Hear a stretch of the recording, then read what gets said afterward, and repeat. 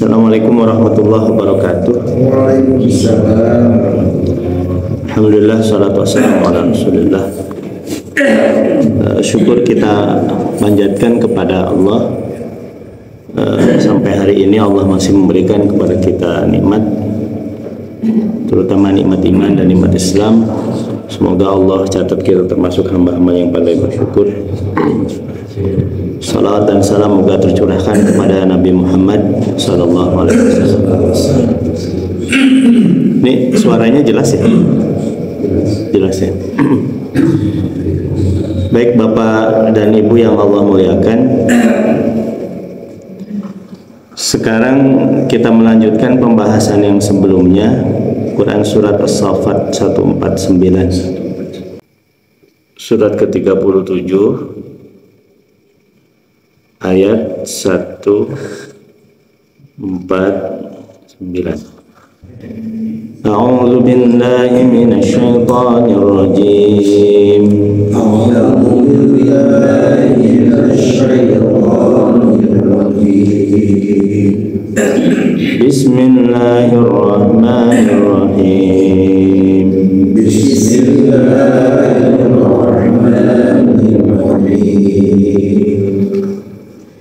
Fastaftihim ali rabbikal banatu wa lahumul banun. Fastaftihim ali rabbikal banatu wa lahumul banun. Am khalaqnal malaikata inathan wa hum syahidun. Am khalaqnal malaikata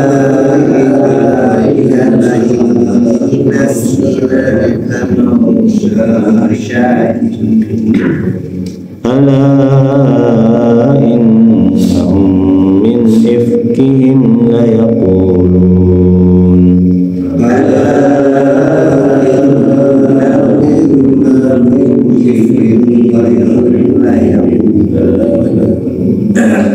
Waladallahu wa innahum lakadibun.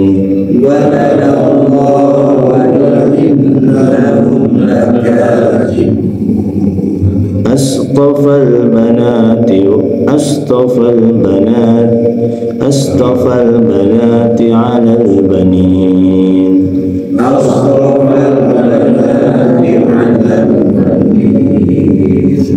Ma lakum kaifa tahkumun.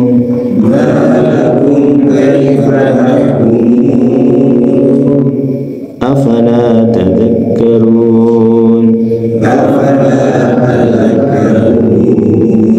Am lakum sultanun mubin.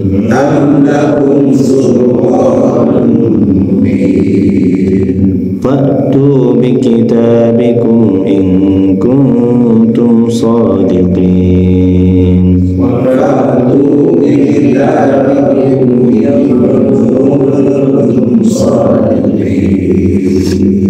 Waja'alu bainahu wa bainal jinnati nasaba.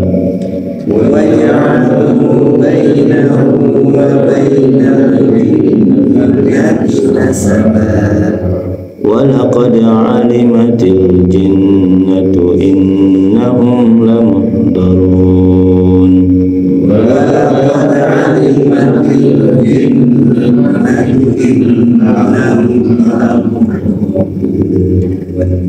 Subhanallahi amma yasifun.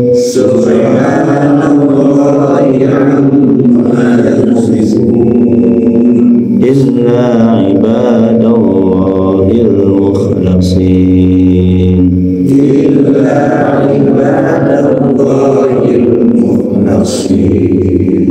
Sadaqallahul azim.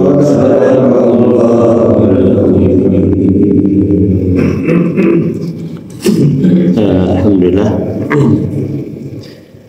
kita barusan membaca surat As-Saffat ayat 149 sampai 160 ya. Berapa ayat tadi itu? 11. karena ayatnya pendek-pendek, satu ayat redaksinya tidak panjang. Kesimpulan dari 11 ayat ini merupakan bantahan dari Allah kalau Allah itu punya anak, bantahan dari Allah kepada orang kafir yang mengatakan Allah itu punya anak, karena itu di luar nalar normal manusia ya.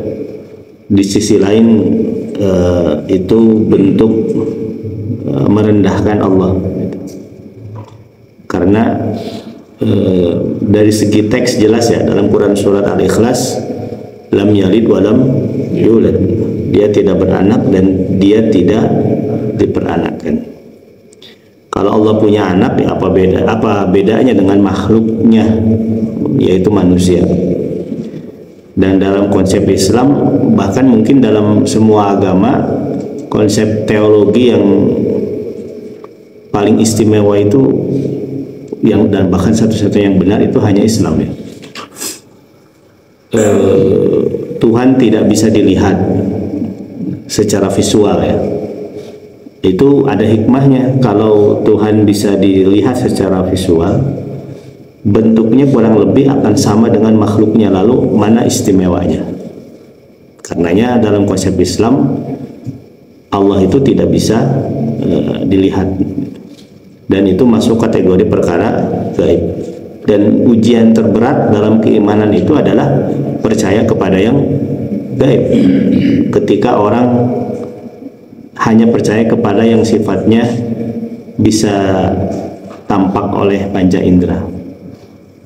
Kan dalam Al-Quran itu kan surah Al-Baqarah itu Alif Lam Mim dzalikal kitabul la raiba fihi hudal lil muttaqin. Siapa yang bertakwa itu yang disebutkan oleh Allah? Yang pertama itu adalah alladzina yu'minuna bil ghaib, yaitu mereka yang percaya kepada perkara yang gaib. Jadi kita percaya kepada yang gaib, itu menjadi asas iman kita kepada Allah. Kalau orang kafir beda, harus lihat dulu baru percaya. Itu bedanya. Kalau kita itu percaya dulu. Konsep dasarnya apa? Ya ilmu kitanya dapat dari wahyu dari Al-Quran. Karena kalau orang-orang yang tidak percaya Tuhan, mereka hanya mengatakan kebenaran itu hanya yang bisa dijangkau oleh panca indera. Ini positivistik, aliran positivistik. Tapi dalam konsep kita tidak. Sesuatu yang tidak tampak oleh panca indera bukan berarti tidak ada. Ya, yang mudah mah udara lah. Udara kan tidak tampak ya. Tapi semua orang sepakat udara itu ada. Monas dari Indonesia, dari Bandung tidak terlihat, tapi kan semua mengatakan Monas itu ada. Tidak tampak itu bukan berarti tidak ada. Tapi kalau mereka karena tidak tampak, maka tidak ada alasan untuk percaya. Itu versi mereka. Yang kedua, konsep teologi dalam Islam itu tergambar dalam Quran surat Al-Ikhlas, qul huwallahu ahad. Ahad itu artinya apa? Ahad itu bukan satu, tapi satu-satunya. Kalau satu itu kan wahid ya. Kalau ahad itu satu-satunya. Yang namanya satu-satunya berarti tidak mungkin akan datang yang kedua, karena dia adalah satu-satunya.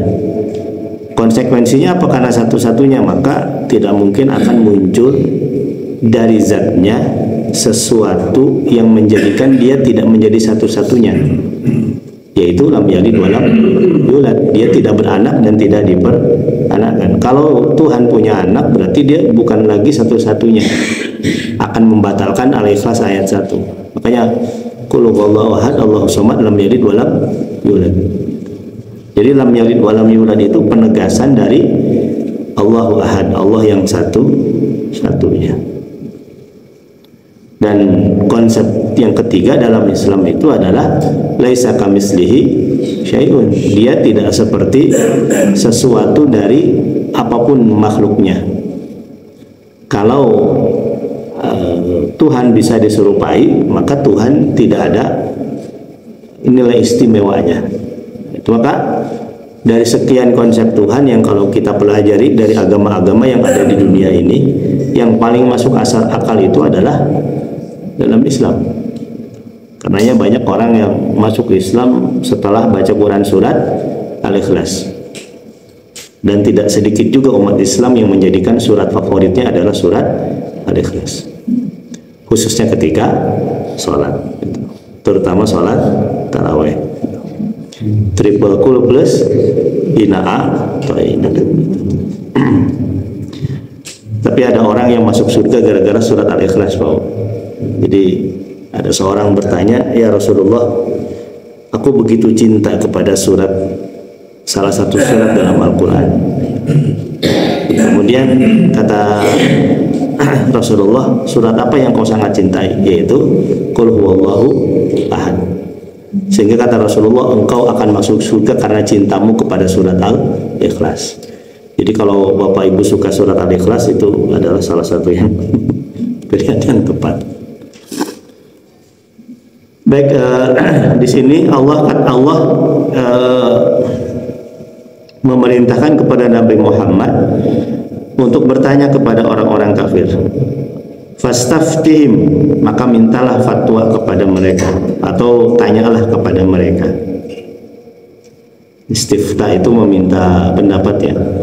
Tanyakanlah kepada mereka, ali rabbikal banatu walahumul banin. Ali rabbikal banat walahumul banin. Apakah bagi Tuhanmu anak-anak perempuan, sementara bagi mereka anak laki-laki? Jadi orang kafir itu menganggap Allah itu punya anak dan anaknya itu adalah perempuan.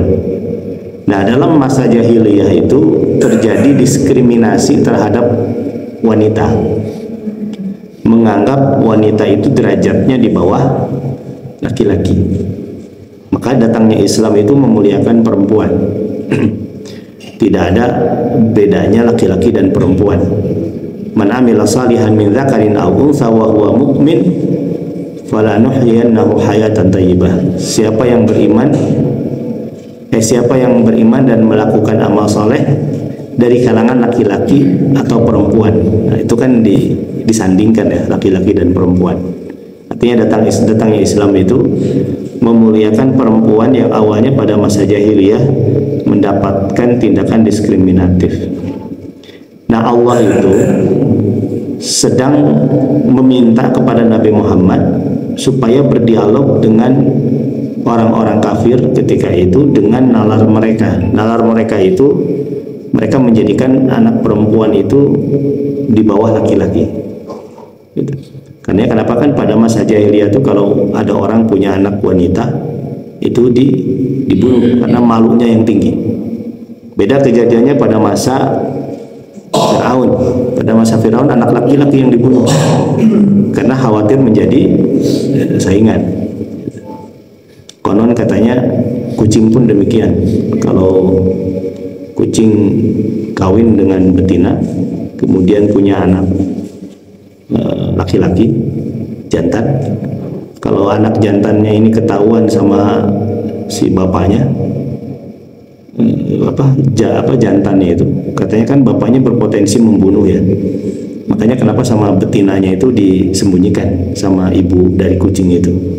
Itu berarti Fir'aun teh ucing gitu. Nah, itu yang khawatir, kucing pun khawatir dia menjadi saingan gitu. Nah, pada zaman Fir'aun itu dibunuh anak perempuan, anak laki-laki karena khawatir menjadi saingan. Tapi kalau dalam masa jahiliyah Quraisy ketika itu yang dibunuh itu adalah perempuan karena dianggap tidak seistimewa laki-laki.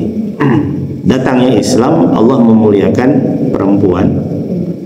Nah, tapi dalam ayat ini Allah mencoba mempertanyakan keyakinan mereka dengan logika mereka.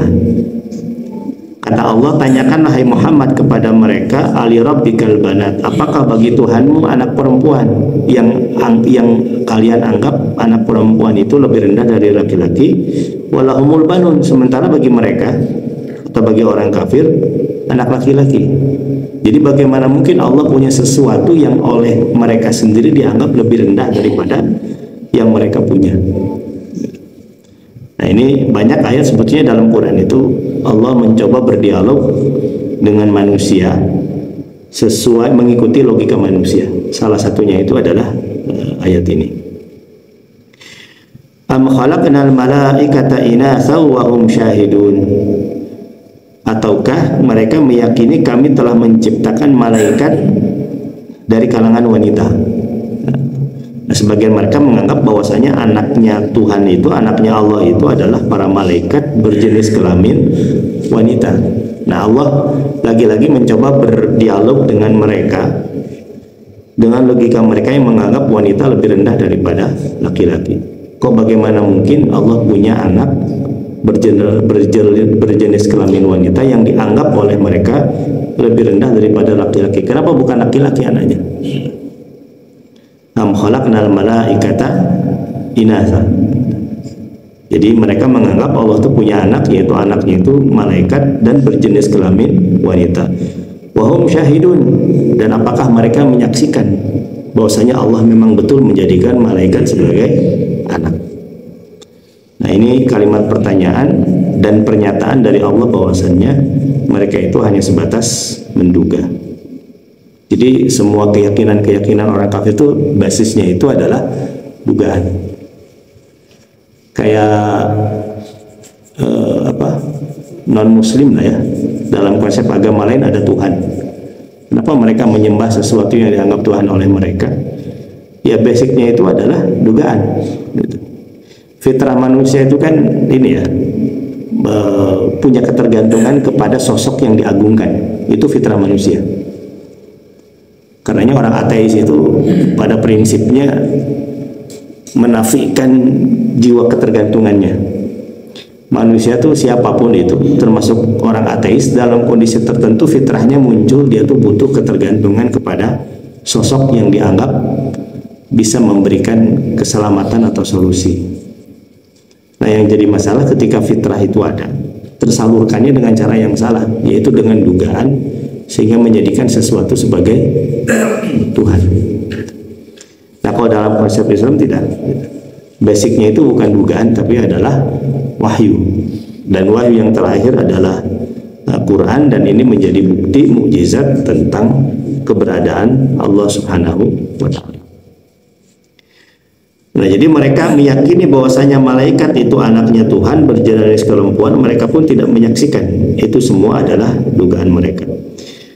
Karenanya ayat selanjutnya Allah katakan, ala innahum, ketahuilah sesungguhnya mereka yang meyakini bahwasanya Allah punya anak, min ifkihim la yaqulun, itu semua merupakan tuduhan mereka yang mereka katakan. Ifkun itu artinya tuduhan atau fitnah. Seperti peristiwa yang terjadi pada Siti Aisyah ya, hadithul ifki, peristiwa fitnah ketika Rasul dan para sahabat rombongan ya, kemudian diantaranya itu ada Aisyah radhiyallahu anha. Aisyah itu pertama usianya jauh di bawah Rasulullah, yang kedua perawakannya memang kecil. Ketika di perjalanan Aisyah itu kan pengen ke air ya, kemudian Aisyah rombongan berhenti, Aisyah masuk ke kamar mandi. Pas di kamar mandi cincinnya hilang. Ada yang bilang cincin, ada yang bilang kalung. Dan itu ternyata pinjaman dari Asma. Asma itu saudaranya Aisyah, sama-sama anak Abu Bakar radhiyallahu anhu. Makanya kan Aisyah binti Abu Bakar, Asma binti Abu Bakar. Akhirnya Aisyah mendekati untanya, dan setelah sadar itunya hilang, ternyata Aisyah itu diam-diam mencari gitu. Dikira oleh Rasul Aisyah itu sudah naik ke atas unta karena badannya kecil gitu.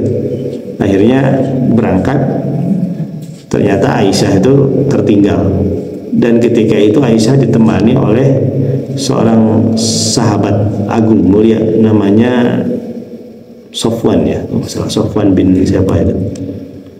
Dan akhirnya Aisyah naik unta dan dipegang oleh Sofwan ini.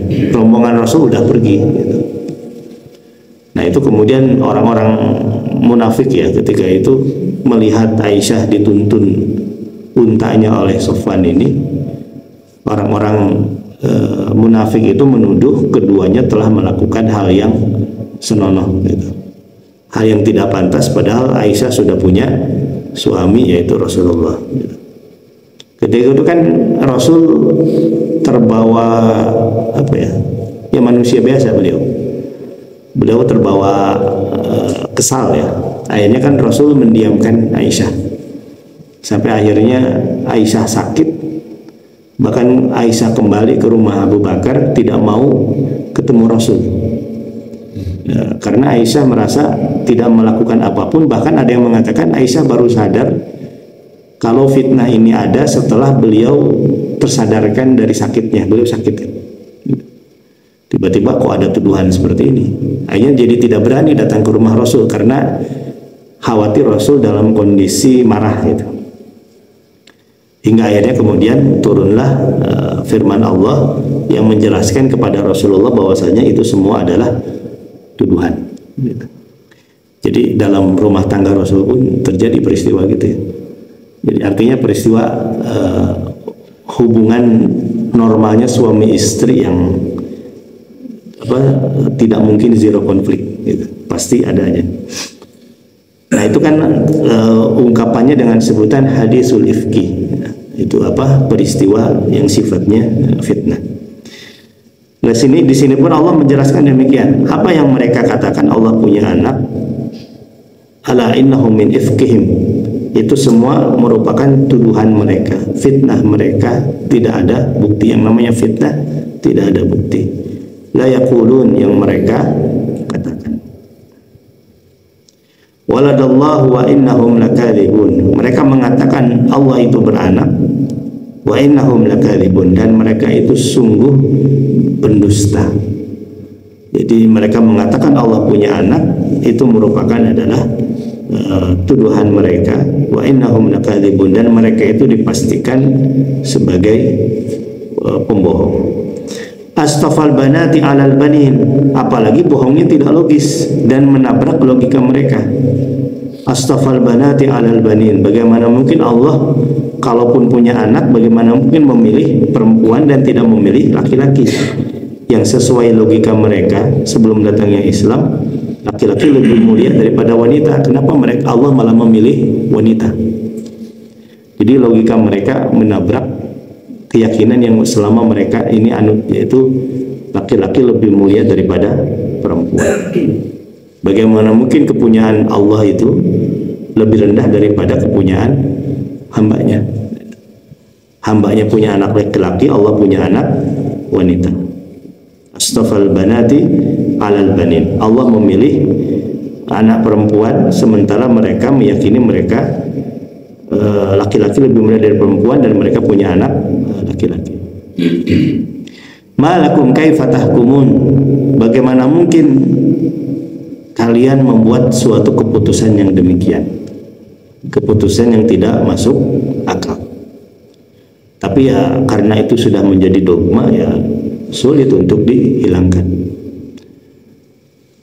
Kalau kita ngobrol dengan beberapa pemuka agama lain ya hal yang paling sulit untuk didiskusikan itu adalah ketika berkaitan dengan teologi. Agama yang menganut konsep trinitas ya, itu ketika membicarakan masalah apa itu trinitas, mereka pun bingung dengan konsep tersebut. Kalau kita kan dengan siapapun kita bisa berdialog dengan konsep Tuhan yang esa itu ya, yang ahad itu, karena sangat logis dan mudah dijelaskan. Tapi ketika kita mempertanyakan konsep trinitas, ya jawabannya itu bukan hal yang harus didiskusikan, tapi cukup dengan diimani, dipercayai. Tapi kan iman yang benar itu dan yang sempurna itu iman yang setelah kita memahaminya. Bagaimana kita bisa mendapatkan keimanan yang sempurna kalau kita tidak bisa memahami keimanan tersebut? Tapi ya itulah yang namanya dogma. Karenanya betapa besarnya orang yang membuat ajaran ajaran yang menyimpang itu ya. Dia yang mengkreat, dia yang membuat, kemudian punya pasukan, punya umat gitu. Jariah dosanya itu terus berurutan. Karena ini jadi gambaran juga larangan untuk berbicara tentang agama semau kita. Khawatir kita pun mengalami iftiraan Allah, kita berdusta atas nama Allah.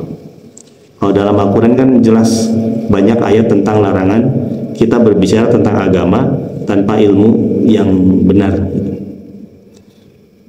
Seorang yang tidak punya basic ilmu kedokteran, tapi tiba-tiba dia banyak berbicara tentang pengobatan, itu kan aneh ya. Atau bukan ahli dalam ekonomi, tapi menjadi narasumber dalam bidang ekonomi. Tapi kalau Bobotoh berbicara tentang Persib, pantas lah gitu.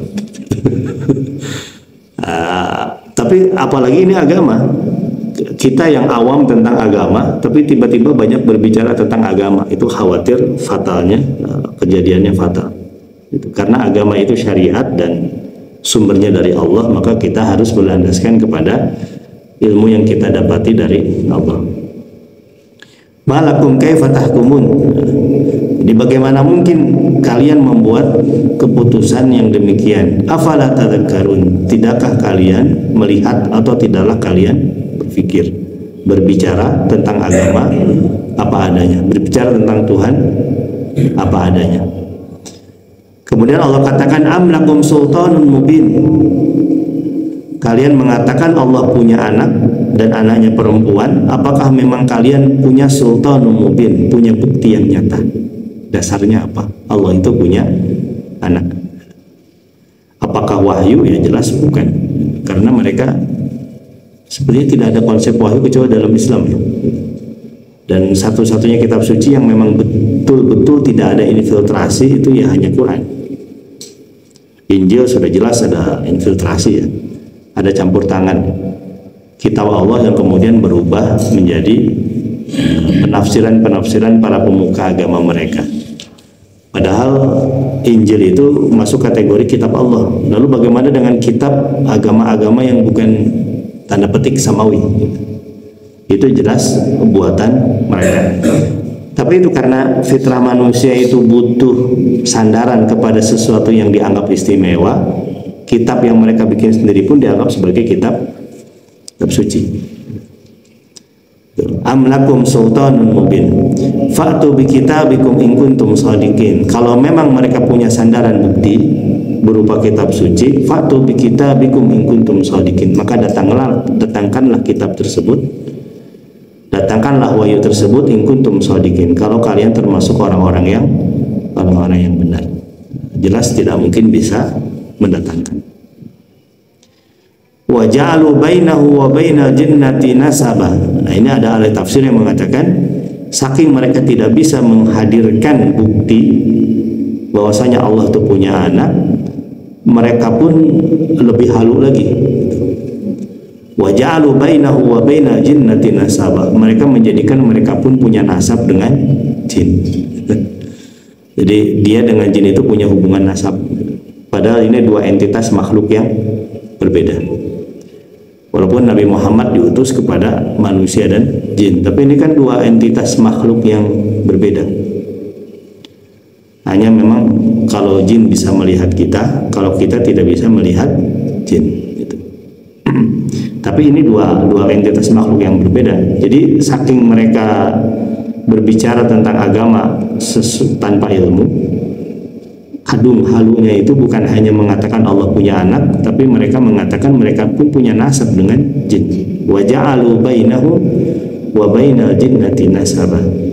Wa laqad alimatil jinnatu innahum lamuhdarun. Tapi jin pun tidak sudi dianggap punya nasab dengan mereka. Jadi cinta bertepuk sebelah tangan. Jadi mungkin kata jin sorry gitu. Walaqad alimatil jinnah, karena jin sudah tahu innahum lamuhdarun, mereka itu akan digiring kepada neraka. Jin nggak mau punya nasab dengan ahli neraka. Walaupun dari kalangan jin juga ada yang kafir yang jadi ahli neraka. Tapi jin secara menyeluruh, kalimat jin secara menyeluruh, mereka tidak sudi menjadi bagian nasab daripada orang-orang kafir yang mengatakan Tuhan punya anak. Itu jadi jin aja nggak mau, apalagi kita. Jadi walaqad alimatil jinnah innahum lamuhdharun. Ini sedikit tentang bahasa Arab ya. Ada al-jinnah di si ayat ini kan al-jinnah tuh ya. Tapi dalam ayat yang lain ada kalimat al-jannah. Jin jinnya itu pakai fathah. Tapi dalam hadis Nabi ada kalimat junnah, al-junnah. Yang satu jannah pakai fathah, yang kedua junnah pakai dhammah, yang ketiga jinnah pakai kasrah. Huruf dan harokat setelahnya sama, hanya pada huruf jim aja. Tapi maknanya bisa jauh beda. Al-jannah itu artinya surga. Al-junnah artinya perisai, penghalang. Kalau al-jinnah artinya jin. Itu istimewanya bahasa Arab. Beda harokat maknanya bisa jauh. Kebayang kalau kemudian tidak ada harokatnya, itu jinnah, junnah atau jannah. Nah itu bahasa Arab. Cuman alhamdulillah Al-Quran ada harokatnya. Di sini al-jinnah pakai kasrah berarti itu adalah jin. Dan itu memang secara siak, secara redaksinya yang paling pas memang jinnah, nggak mungkin jannah atau junnah. Walaqad alimatil jinnatu innahum lamuhdharun. Dan jin pun mengetahui bahwasanya mereka itu adalah ahli neraka. Ini gambaran sesiapa yang mengatakan Allah punya anak, maka tidak ragu dia adalah kufur. Yang mengatakan Allah punya anak itu adalah kafir. Makanya konsep Kristen sekarang itu dalam konsep Islam sudah jelas kafir dari berbagai macam aspek ya. Pengingkaran terhadap Nabi Muhammad itu yang utama, itu berarti kufur. Yang kedua, konsep trinitas Allah punya anak itu kufur juga gitu. Merubah kitab sucinya itu jatuh kepada kufur. Ini yang kemudian muncul pendapat Kristen sekarang itu bukan masuk kategori Bani Israel yang bisa dinikahi wanitanya. Walaupun ada yang mengatakan boleh karena kerusaknya ini sudah terjadi pada zaman Nabi Muhammad ketika Al-Maidah ayat 5 turun yang membolehkan laki-laki muslim menikah dengan wanita ahlul kitab. Ya wallahu alam, itu perbedaan di kalangan para ulama. Subhanallah ya amma yasifun. Nah, ketika sudah dijelaskan keyakinan-keyakinan mereka, di sini ayat selanjutnya Allah katakan Subhanallah ya amma yasifun, maha suci Allah dari apa yang mereka sifati. Nah ini penjelasan kepada kita kapan kita menggunakan kalimat Subhanallah. Subhanallah itu kalimat yang kita ucapkan kalau kita mendengarkan sesuatu yang tidak pantas bagi Allah atau bagi agama ini. Jadi kalau ada orang yang menghina Allah, menghina Nabi, atau berbicara tentang agama ini tetapi fatal, kayak sekarang Dimas Kanjeng eksis lagi Pak. Dimas Kanjeng yang sempat menyebarkan keyakinannya ya, sehingga orang yang logis pun menjadi tidak logis, melibatkan melipat gandakan uang itu ya. Dan ternyata faktanya banyak terjadi pembunuhan. Itu kan kemarin divonis sekian lama ya. Katanya udah keluar dan sekarang mulai eksis lagi. Karena sudah keyakinan jadi susah sembuhnya, tidak sembuh dengan penjara ya. Dulu yang sering kita bahas itu siapa? Musadik yang ngaku nabi ya, kan divonis 4 tahun ya, pelecehan terhadap agama. Tapi itu keyakinan itu nggak bisa sembuh dengan penjara gitu. Di penjara 4 tahun, katanya di penjara taubat, keluar jadi nabi deui. Itu karena sudah mendasar ya, tidak bisa dihilangkan dengan hukuman fisik gitu. Makanya kenapa dalam Islam itu penghinaan terhadap agama itu kan mereka bisa menghina karena keyakinan ya, keyakinan mereka yang bertentangan dengan agama Islam, sehingga mereka berani menghina agama Islam. Dalam hukum Islam kan hukumannya mati ya. Karena memang tadi tidak bisa sembuh dengan pelecehan yang berdasarkan keyakinan tadi itu, tidak bisa sembuh dengan hukuman fisik memang, dengan penjara. Tapi apabila buat ya di Indonesia demikian. Subhanallah amma yasifun. Nah, kalimat subhanallah itu diucapkan berkaitan dengan kalau ada sesuatu yang tidak layak kita dengar, itu subhanallah. Bukan ketika melihat sesuatu yang indah. Nah, kadang-kadang kita lihat pemandangan indah, ucapannya apa? Subhanallah. Padahal bukan kalimat subhanallah, tapi kalimatnya adalah masya Allah. Masya Allah itu kan artinya maha berkehendak Allah untuk melakukan segala sesuatu. Di antaranya adalah ketika melihat ciptaan Allah. Tapi kalau melihat wanita cantik jangan ucapkan masya Allah. Kenapa? Kan ini ciptaan Allah indah. Nah, itu menundukkan pandangan. Itu masya Allah itu ketika melihat ciptaan Allah. Apalagi ya, masya Allah, innalillahi ketika ada masya Allah cantik banget ciptaan Allah. Innalillahi ketika melihat sesuatu atau peristiwa. Ketika malaikat subhanaka la ilma lana illa ma 'allamtana innaka antal alimul hakim. Dialog antara Allah dengan malaikat ya. Subhanallah, subhanaka la ilma lana illa ma 'allamtana. Kemudian Allah memerintahkan kepada malaikat untuk menyebutkan nama-nama. Apa kata Allah? Subhanak la ilma lana illa ma 'allamtana. Maha suci Engkau ya Allah, tidak ada ilmu kecuali apa yang telah Engkau ajarkan kepadaku. Artinya apa? Mensucikan Allah dari hamba-hambanya yang dianggap tahu sebagaimana Allah tahu. Makanya kalimatnya adalah subhanallah. Subhanallah amma yasifun illa ibadallahil mukhlasin. Kecuali hamba-hambanya yang ikhlas, mereka lah yang akan selamat. Ikhlas itu artinya bersih hatinya dari sifat kesyirikan. Makanya yang tidak ikhlas dalam ibadah itu ada harapan pujian dari manusia, maka dianggap sebagai tidak ikhlas, tidak bersih. Wallahu a'lam bishawab. Baik Bapak Ibu yang Allah muliakan, ini Quran surat As-Saffat ayat 149 sampai 160 ya. 160 yang kita bahas pada pagi hari ini. Ini subuhnya lebih cepat ya, jam 4 lebih 2 atau lebih 3. Jadi jam segini sudah terang. Mengapa Bapak Ibu yang ngomongkan bila itu?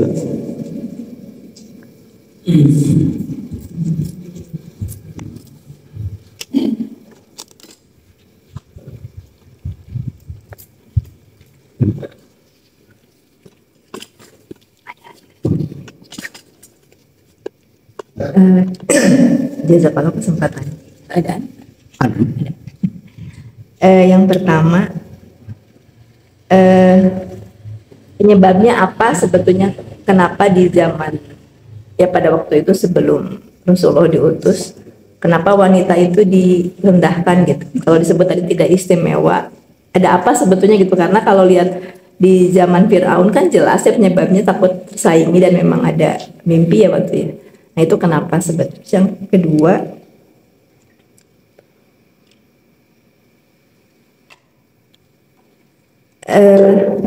adakah implikasinya dengan laki-laki dibunuh itu? Apakah memang sekarang juga dengan konteks yang lain gitu ya, laki-laki sekarang dibunuh dengan sekarang karena banyak laki-laki jadi seperti perempuan, atau itu juga termasuk pembunuhan karakter mungkin ya?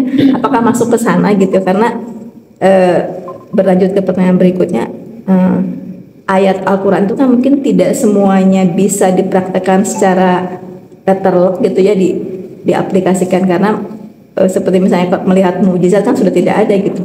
Nah, apakah seperti ayat-ayat tadi yang bahwa laki-laki dibunuh itu juga sesuatu hal yang ya sudah pada zaman itu saja terjadinya, tidak bisa kita tafsirkan bahwa sekarang juga terjadi dengan versi yang lain gitu ya. Kemudian satu lagi berkaitan dengan Al-Quran yang tadi ya sangat beda panjang pendek ataupun beda sakal kan beda arti. Padahal kan pada mulanya memang tidak bersakal dan tidak bertanda baca sedikit pun gitu kan. Berarti itu sangat mengandalkan hafalan gitu kan. Jadi kenapa jadi bisa ditulis berarti setelah dikumpulkan para penghafal gitu. Nah, khawatirnya ada pertanyaan dari umat lain gitu. Bagaimana, apakah mungkin ada celah ketika lupa hafalannya sehingga lupa salah memberikan sakal gitu ya? Jazakallah. Yang pertama tentang alasan kenapa wanita direndahkan ya pada masa jahiliyah. Kalau pada masa Firaun itu kan laki-laki dibunuh, alasannya agak logis lah ya, agak logis, karena khawatir menjadi saingannya Firaun. Powerful sekali dulu Firaun tuh ya, karena saking powerfulnya ternyata masih ada ketakutan juga, khawatir ada yang menjadi saingan. Makanya kenapa dulu betapa beringasnya Firaun memburu Nabi Musa, sampai Nabi Musa keluar dari wilayahnya masuk ke wilayah Madian ya, dan kemudian berlindung di bawah pohon. Sampai ketika di bawah pohon beliau melihat ada dua wanita yang sedang menimba air, kesulitan menimba air. Kemudian Musa membantunya.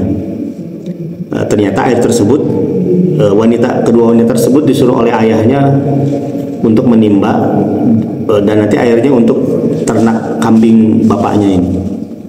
Nah, Musa berhasil membantu, akhirnya setelah itu ternaknya berhasil dikasih air oleh dua putri ini. Musa kembali ke bawah pohonnya, kemudian berdoa, Rabbi inni lima anzalta ilayya min khairin faqir. Ya Allah, sesungguhnya aku butuh kepada kebaikan yang kau turunkan. Ini minta keselamatan dari kejaran Firaun. Doanya Nabi mustajab, langsung diijabah.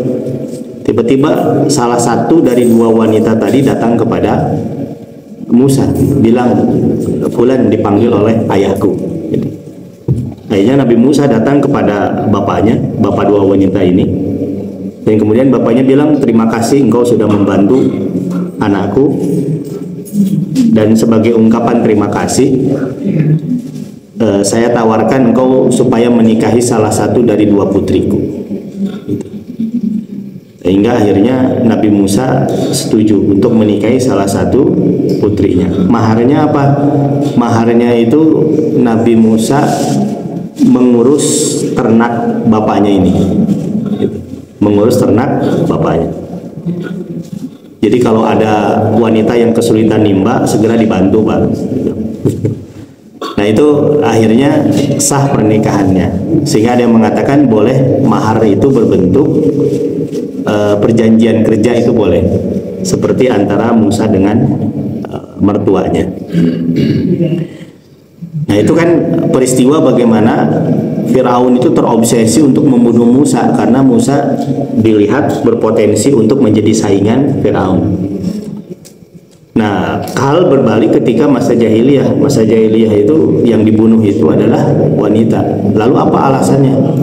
Alasannya itu, ini dalam perspektif mereka ya, alasannya wanita itu dari segi apapun dianggap lebih lemah dari pria. Pertama, dari segi fisik ya, wanita dianggap lebih lemah dari pria. Padahal sebetulnya wanita lebih kuat daripada pria. Laki-laki disuruh kerja di rumah langsung tepar ya kan. Perempuan kan 24 jam itu kuat muter ya. Laki-laki itu fisiknya kuat, tapi kontinuitas kerjanya tuh nggak sekuat perempuan. Sebenarnya perempuan tuh lebih kuat, dan perempuan itu kan multitasking ya, bisa mengerjakan banyak pekerjaan dalam satu waktu. Itu laki-laki nggak bisa. Dulu meninggali pun bojo, lagi anak yang pertama, tangan kiri gendong, tangan kanan masak. Kakinya kadang-kadang ngepel dapur. Sesekali lihat mesin cuci udah beres belum.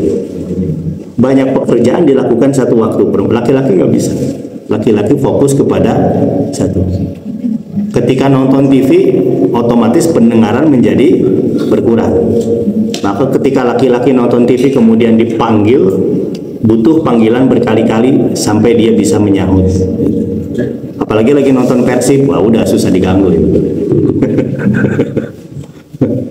Dan alhamdulillah menang 3-2. Nah itu laki-laki. Jadi sebetulnya secara otot memang laki-laki lebih kuat, dan itu menjadi gambaran orang-orang jahiliyah dulu menganggap perempuan itu dari segi fisik sudah lebih lemah daripada laki-laki. Yang kedua, peranannya. Yang dilihat oleh orang itu kan peranannya di luar, bukan di dalam. Perempuan itu kan di dalam ya, laki-laki di luar. Karena itulah dianggap laki-laki lebih punya peran daripada perempuan untuk dibanggakan. Melihat pada aspek yang sifatnya kasat mata saja, maka menganggap bersyukur kalau punya anak laki-laki, dan tanda petik ya versi mereka hanya menjadi beban kalau punya anak perempuan. Padahal tidak mungkin punya anak laki-laki kalau tidak ada perempuan. Pasti kan butuh perempuan. Nah, datangnya Islam itu untuk memuliakan keduanya tanpa beda, dengan peranan masing-masing, dengan kodratnya masing-masing. Makanya kan dalam konsep beramal saleh tidak dibedakan laki-laki perempuan. Man amila salihan min dzakarin aw unsa, siapa yang beramal saleh dari kalangan laki-laki dan perempuan, wa huwa mukmin. Syaratnya apa? Yang penting dia beriman. Maka tidak dibedakan laki-laki perempuan. Walaupun tetap ada kodrat yang berbeda yang tidak mungkin bisa disamakan. Nah ini Islam itu memuliakan laki-laki dan perempuan dengan derajat yang sama, tapi tetap Islam itu menolak emansipasi wanita.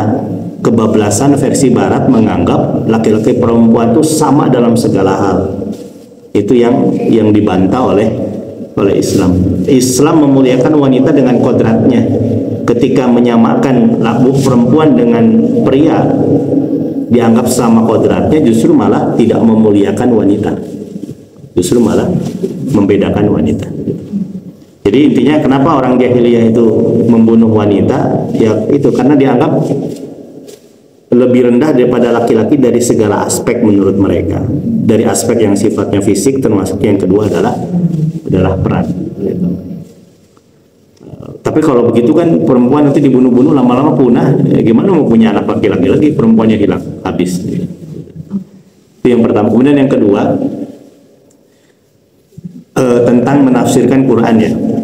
Memang ada buku karangan kakaknya Pak Quraisy Shihab, namanya Kontekstualisasi Al-Quran.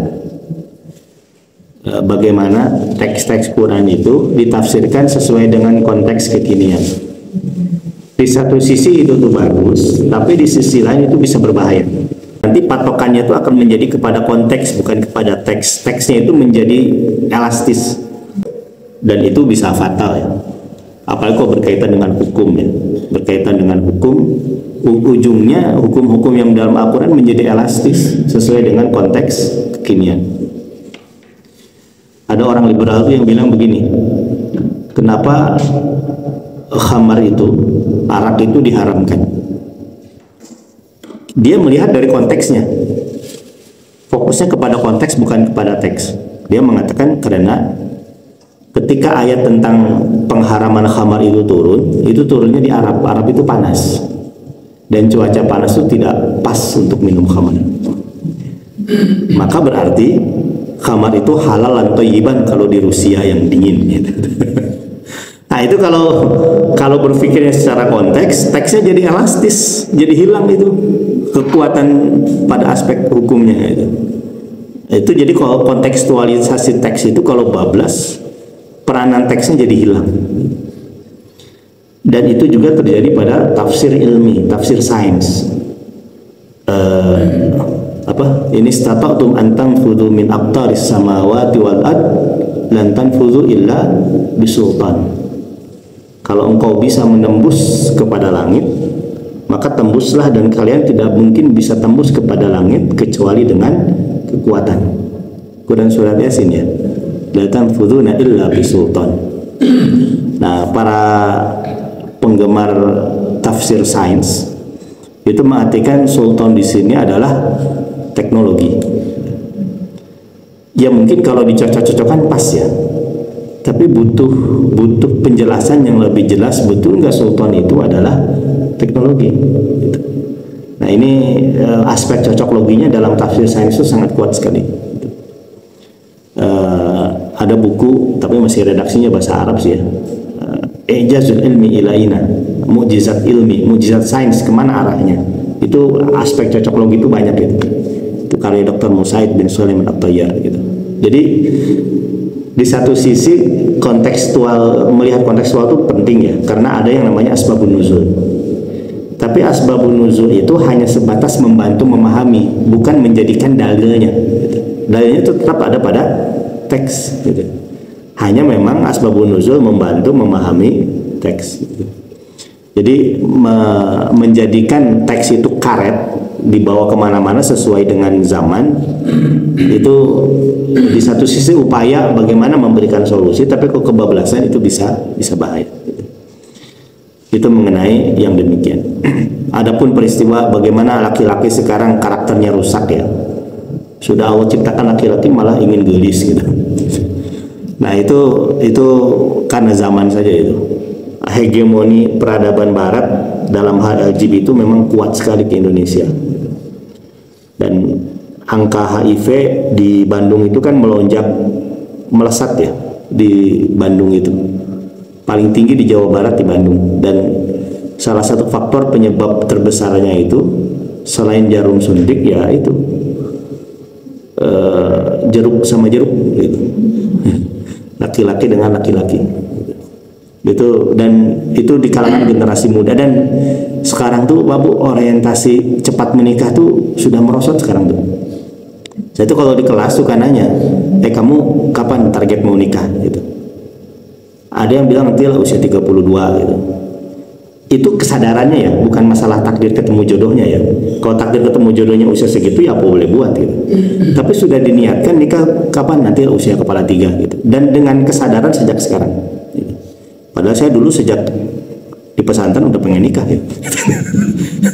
Tapi ternyata terjadi perubahan pola pikir sekarang gitu. Bahkan ada mahasiswi yang bilang, Anda kapan nikah? Saya bilang, saya lebih memilih tidak menikah. Alasannya apa? Nikah itu nggak logis katanya. Nggak logis kenapa? Hidup sendiri udah enak, ngapain beribut-ribut rumah tangga ya. Jadi sudah terjadi pergeseran nilai sekarang itu. Khawatirnya justru malah nanti orientasinya malah berubah, malah kepada sesama jenis gitu. Dan itu sudah ada mahasiswa yang menganggap hubungan sesama jenis itu bukan dosa. Dosa itu kalau ada paksaan. Menurut mereka Allah mengazab umat Nabi Lut itu bukan karena laki-laki sama laki-laki, suka laki-laki bukan, tapi karena laki-laki yang A memaksa laki-laki yang B. Artinya kalau suka sama suka, apalagi diawali dengan bismillah, nah, itu berarti halalan thayyiban, itu jelas bukan begitu maknanya. Quran surat Al-A'raf ayat 80-81 itu, innakum latatuna rijala syahwatan min dunin nisa, kalian mendatangkan laki-laki dengan syahwat, dengan meninggalkan perempuan. Itu kan tidak ada kalimat paksaan di situ. Orientasi seksual kepada sesama jenis itu jelas dimurkai oleh Allah. Yang ketiga, punten tadi apa itu ya? Yang Al-Quran tidak bersyarat. Oh iya ya. Sebetulnya bukan hanya pada aspek hafalan saja Bu, tapi pada aspek siap itu apa ya? Redaksi kalimatnya. Kayak barusan ya Quran apa tadi itu apa? Walaqad alimatil jinnatu innahum lamuhdharun. Dan sungguh telah tahu jin, al-jinnah. Kan secara kalimatnya nggak mungkin di sini jannah. Dan secara kalimat nggak mungkin yang artinya surga. Dan tidak mungkin, kan nggak mungkin, dan surga sudah tahu mereka dimasukkan ke dalam neraka. Dan tidak mungkin juga junnah, dan dan telah tahu perisai bahwasanya mereka ahli neraka. Maka otomatis ya jinnah itu adalah jin. Apalagi redaksi sebelumnya nyambung dengan redaksi sebelumnya. Di satu sisi karena memang faktor hafalan, tapi di satu sisi juga adalah faktor siapnya redaksinya itu. Sehingga mereka bisa menentukan ini jinnah bukan jannah atau junnah gitu. Wallahu a'lam.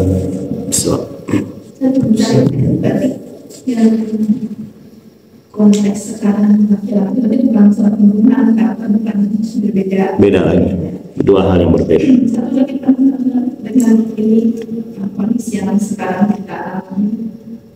Kalau yang saya tahu Fir'aun itu kan tidak pernah sakit ya, katanya sehat, berpanjang. Bagaimana yang konteks sekarang itu yang mungkin ada orang yang kita anggap petik Fir'aun gitu, tapi sepertinya panjang umur gitu maksudnya. Nah, apakah memang selalu begitu gitu orang-orang mulim itu di istilah panjang usianya sehat kan? Kemudian juga bagaimana sikap kita gitu dengan ya saya jadi kebayang bagaimana kaum Nabi Musa gitu ya menghadapi Fir'aun yang gergetan gitu, gimana? Nah kita juga harus gimana gitu dengan jadi capek gitu ya, nah informasi yang baik. Iya, kadang-kadang orang soleh itu usianya pendek, tapi orang pika sebelen usianya panjang. Tapi bukan berarti pengen usia panjang ulah soleh. Ulah soleh itu nggak bisa tinggal maut gitu. Orang yang melakukan kerusakan itu usianya panjang. Coba lihat ya, Fir'aun itu usianya panjang, sehat lagi. Dulu di Arab itu ada pemimpin yang zalim, itu usianya Allah panjangkan gitu.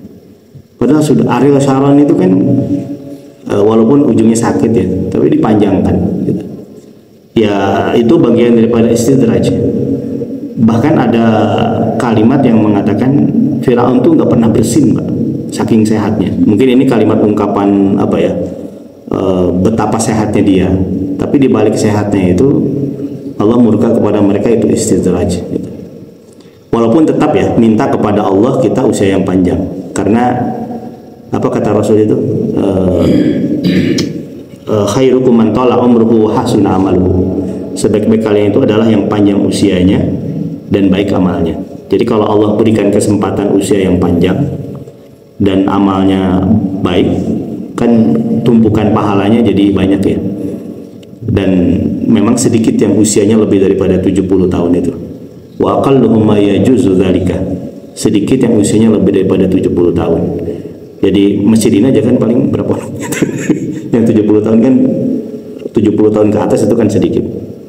Nah, ketika Allah berikan usia yang panjang, kemudian amal saleh mengisi hari-harinya, itu yang paling istimewa. Yang paling buruk itu kalau usianya panjang tapi isinya amal buruk seperti Fir'aun, kan dosanya semakin menumpuk. Makanya kadang-kadang kalau ada orang soleh kemudian usianya pendek, boleh jadi cara Allah menyelamatkan dia. Kalau dipanjangkan usianya boleh jadi tidak selamat ya. Siapapun punya potensi untuk tergelincir, siapapun, tanpa pengecualian gitu. Maka itu kondisinya demikian. Jadi itu bagian daripada istidraj kalau Fir'aun itu. Makanya kan diantara doa yang dipanjatkan itu adalah berlindung daripada istidraj tersebut. Wallahu a'lam. Kita menghadapi yang seperti itu. Mereka gitu. Pemimpin yang panjang. Sabar lah. Kata-kata Rasul itu, kalau engkau melihat pemimpin yang atau siapapun ya yang punya kuasa kemudian zalim, kata Rasul sabar. Sabar itu artinya sabar dengan apa yang melakal. Sabar itu bukan berarti tidak berbuat ya. Sabar, tapi yang kedua juga mendoakan.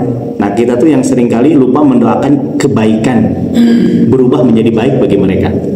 Seringkali yang ada itu hanya sumpah serapah gitu. Tapi justru Imam Ahmad mengatakan kalau aku punya satu doa yang diijabah, aku akan doakan untuk pemimpinku. Mudah-mudahan berubah menjadi baik. Kalau sudah berubah kan dia punya kuasa, bisa jadi baik gitu. Itu yang demikian gitu. Wallahu a'lam. Tadi diceritakan terkait si Aisyah yang ketinggalan rombongan itu kan antara lain diceritakan dalam surat An-Nur ya. Nah kemudian di dalam surat An-Nur ayat 15 itu saya kira ayat ini sangat relevan di kondisi sekarang, di mana di situ kan kalau mengatakan ingatlah ketika kalian mendapatkan berita dari mulut ke mulut, kemudian kamu ceritakan berita itu tanpa kamu mengetahui kebenarannya. Menurut kamu itu adalah masalah remeh, padahal di mata Allah adalah itu masalah perkara besar gitu ya. Nah sekarang kan di zaman media sosial sekarang ini orang dengan gampang nge-share berita-berita yang belum tentu kebenarannya ya, hoax gitu. sepertinya mereka itu tidak menyadari bahwa itu punya konsekuensi hukum yang besar di sisi Allah Subhanahu wa taala. Saya kira surat itu memang sepertinya perlu banyak disosialisasikan nih, terutama di umat Islam ya. Iya, itu di medsos itu apa ya? Hampir tidak bisa terfilter oleh medsos itu. Karena semua orang bisa membuat konten sekarang. Yang paling sebel tuh saya tuh ini konten mengadukan dua pembicara, dua ustadz gitu, demi menaikkan rating. Ustadz A berpendapat A, Ustadz B berpendapat B, yang membuat konten menjadi menjadi apa ya, penengah tapi menghukumi gitu. Itu kan membangun citra nggak bagus ya. Dan dalam hal apapun ya, itu nyaris tidak bisa difilter sekarang itu yang namanya medsos itu. Apalagi muncul masa post truth ya, masa post truth itu apa ya? Post truth itu sesuatu yang datang berulang-ulang akan dianggap benar. Itu kondisi, sehingga yang buruk pun, yang hoax pun, karena datangnya bertubi-tubi ke kita, itu akan dianggap benar. Karena memang nyaris tidak ada filter. Sekarang sudah zaman post truth itu, yang semua informasi bisa datang ke kita. Makanya hati-hati kalau meng-forward. Kita kan di HP kita kan ada berapa grup ini? Ada mungkin lebih daripada 10 grup. Dari grup ini kita dapat info, kita belum tahu benar atau tidak, kemudian di-share ke grup yang lain.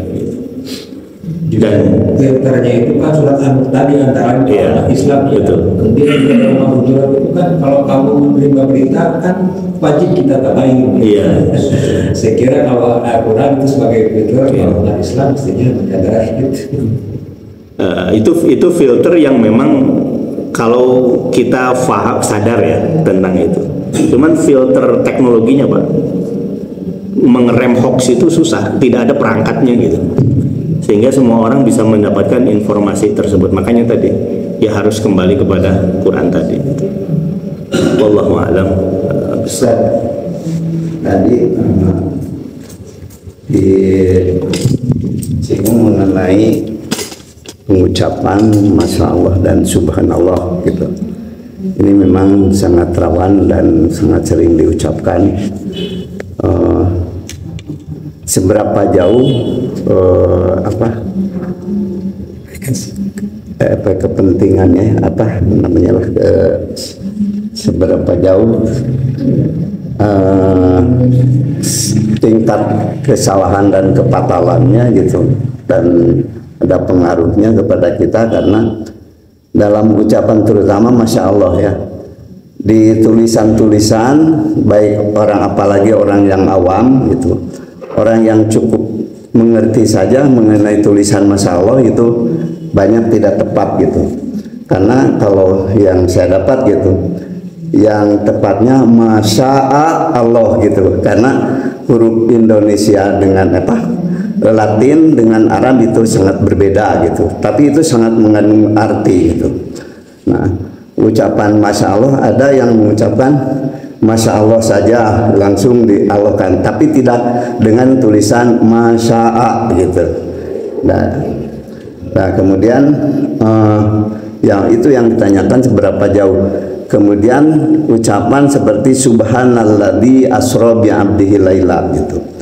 Apakah itu berupa tasbih, berupa zikir, atau kalimat hanya Allah, ucapan Allah saja untuk manusia, atau ucapan Nabi dari Allah karena mendapatkan sangat hal yang luar biasa gitu. Nah itu aja. Terima kasih. Mungkin yang kedua dulu ya. Subhanalladzi asra bi 'abdihi lailan minal masjidil haram ila masjidil aqsa alladzi barakna haulahu. Itu tuh ucapan subhanallah dari Allah untuk zatnya. Karena tidak ada larangan Allah memuji zatnya, karena dia sangat pantas memuji zatnya gitu. Kan itu bukan kata, tidak ada kata perintah di awalnya. Misalnya kul subhanallah, tidak ada kalimat kul katakanlah. Tapi kalimatnya lain, ya, kalimatnya langsung subhanalladzi asra bi abdihi. Maha suci dia. Dianya siapa? Allah kan. Subhanalladzi, maha suci dia yang telah menjalankan hambanya dari Masjidil Haram ke Masjidil Aqsa. Jadi kalimat Allahnya itu diganti dengan kalimat alladzi asra bi abdihi lailan minal masjidil haram ilal masjidil aqsa. Itu kan kalimatnya asra. Asra itu yang menjalankan. Makanya Nabi Muhammad itu ke Baitul Maqdis dan ke Sidratul Muntaha itu bukan jalan sendiri, tapi dijalankan. Ini untuk membantah orang-orang kafir yang tidak percaya perjalanan satu malam itu. Tapi kalau dijalankan oleh Allah, Allah yang menjalankan, tidak ada yang mustahil kan? Makanya kalimatnya asra, maha suci dia yang menjalankan. Tidak ada Allahnya di situ, tapi Allahnya diganti dengan alladzi asra bi abdihi lailan minal masjidil haram. Jadi itu pujian Allah untuk zatnya yang menjalankan Nabi Muhammad. Dan itu kalimat yang indah ya, kalimat yang indah. Allahnya diganti dengan yang demikian. Kayak begini Pak, kayak sumpahnya Nabi, waladzi nafsi biyadihi. Itu kan Allah tidak boleh bersumpah kecuali dengan nama Allah ya. Tapi kenapa Nabi itu sumpahnya begini, waladzi nafsi biyadihi, demi zat yang jiwaku berada dalam genggamannya. Kan zat yang jiwaku berada dalam genggamannya itu kan sebetulnya Allah itu kan. Hanya Allahnya diganti dengan kalimat zat yang jiwaku berada dalam genggamannya. Itu tidak ada masalah. Itu kayak begitu. Jadi subhanalladzi itu adalah pujian Allah terhadap zatnya. Kemudian yang kedua, mengenai kalimat ejaan ya, ejaan dari Arab ke Indonesia. Memang begini, ada susunan kata yang beda antara Arab dengan Indonesia. Kalau penulisan Indonesia dikearabkan itu memang bisa fatal. Kayak Masya Allah itu kan maknya panjang, kemudian sya-nya panjang, kemudian hamzah Allah kan, Masya Allah itu kan ejaan Arab demikian. Masya Allah, maknya panjang, sya-nya panjang, kemudian a-nya pendek, kemudian Allah. Ketika menulis Arab tulisannya harus demikian, Masya Allah. Tapi ketika itu berubah menjadi bahasa Indonesia, secara lafaz, belum tulisannya, secara lafaz itu tajwidnya itu seperti hilang. Kalimat Masya Allah apa? Ya Masya Allah, jadi pendek gitu ya. Subhanallah, bahkan langsung Subhanallah, hanya pendek kan, padahal harusnya panjang gitu. Bahkan orang Sunda jadi Subhanallah gitu. Loh, Subhanallah, Subhanallah. Itu masalah lahjah ya, ucapan yang niatnya tidak bermaksud merubah, tapi memang ketika berubah menjadi Indonesia, panjang pendeknya itu menjadi berubah. Nah ternyata itu berdampak kepada tulisan. Masya Allah yang harusnya dalam ejaan Arab maknya panjang, sya-nya panjang, kemudian ada hamzah Allah. Berarti hanya dua kan? Iya. Cuman karena secara ucapan orang Indonesia kita itu sudah tidak lagi memperhatikan tajwidnya, maknya panjang, sya-nya panjang, itu berdampak kepada tulisan Latinnya gitu. Masya Allah ya cukup maknya pendek, sya-nya pendek, langsung Allah gitu kan. Kalau bagi saya sih, ini mungkin pendapat saya, itu sama sekali tidak bermaksud untuk merubah makna. Kalau saya meyakini itu hanya masalah kebiasaan. Kayak insya Allah ya. Insya Allah itu kalau dalam tulisan Arabnya kan hamzah kasroh dengan nun in, kemudian sya hamzah, sya-nya panjang, Allah gitu kan. Nah, kita kan ketika orang Indonesia nih ya, ketika mengucapkan insya Allah, ya benaknya itu insya Allah ya insya Allah, sya-nya dipendekkan, ucapan juga insya Allah. Yang berpengaruh itu setelah dituliskan gitu. Iya, sehingga berubah menjadi tulisan. Banyak yang tidak tahu bahwa yang panjang itu harus double A-nya gitu. Nah, itu yang saya soroti sekarang itu. Bagi saya apa ya? Kalau saya pribadi ya, walau ini hanya masalah tulisan Latin saja gitu. Yang tidak harus dimirip-miripkan dengan versi Arabnya. Sehingga kalau insya Allah dilatinkan menjadi in spasi sya-nya A-nya 2, kemudian spasi Allah gitu kan. Kalau bagi saya nggak harus gitu pun tidak ada masalah menurut saya gitu kan. Yang penting kan kita paham insya Allah itu artinya adalah apa ya? Artinya itu adalah apabila Allah berkehendak. Ketika kita mengucapkan insya Allah, ya kita memahami bahwasannya semua tidak akan terjadi kecuali atas kehendak Allah. Adapun redaksi versi Latinnya, ya memang Latin itu karakternya beda dengan Arab gitu. Kecuali kalau merubah redaksi Arabnya, ketika kita menulis dirubah, itu yang nggak boleh redaksi Arabnya. Insya Allah nun sama sinnya disatukan misalnya, itu jelas nggak boleh karena itu kaidah Arab, dan insya Allah itu berawal dari kaidah Arab. Tapi ketika berubah menjadi Indonesia, ya bagi saya sih itu hanya masalah tata cara tulisan saja, tidak bermaksud ke makna. Kayak assalamualaikum. Assalamualaikum itu lainya itu, laikum pakai y, pakai i. Kalau kita mau letterlock ikut Arab pakai y. Tapi sekarang apakah mungkin kita menyalahkan yang pakai i?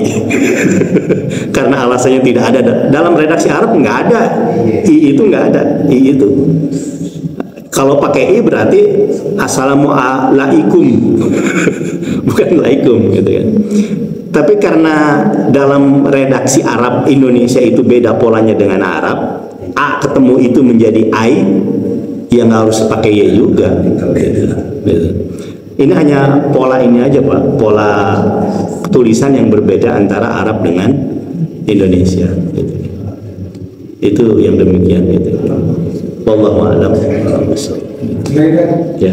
Yang biasa masya Allah tambah Allah itu maksudnya kapan diucapkan kata-kata ini? Itu tambahan tabarakallah. Ya. Masya Allah itu kan dia Allah yang maha bisa berkehendak melakukan apapun. Tabarakallah itu kan tabarakallah maha keberkahan hanya milik Allah lah. Allah yang maha memberikan keberkahan. Harapannya apa? Tidak hanya kita memuji atas apa ya keindahan yang ada yang Allah ciptakan, tapi mudah-mudahan dari apa yang Allah kehendaki ini pun Allah sudi memberikan berkah untuknya, untuk ciptaan Allah ini gitu. Kita Allah karuniakan mobil bagus gitu kan, ya ucapannya alhamdulillah masya Allah, tambah tabarakallah, semoga mobil ini pun ada keberkahannya gitu. Wallahu a'lam. Udah cukup siang Bu ya? Udah cukup siang, padahal saya sudah siap sampai zuhur, tapi udahlah. Kita tutup dengan kafaratul majelis. Subhanakallahumma bihamdika asyhadu an la ilaha illa anta astaghfiruka wa atubu ilaik. Rabbana atina fid dunya hasanah wa fil akhirati hasanah wa qina adzabannar. Assalamualaikum warahmatullahi wabarakatuh. Waalaikumsalam warahmatullahi wabarakatuh.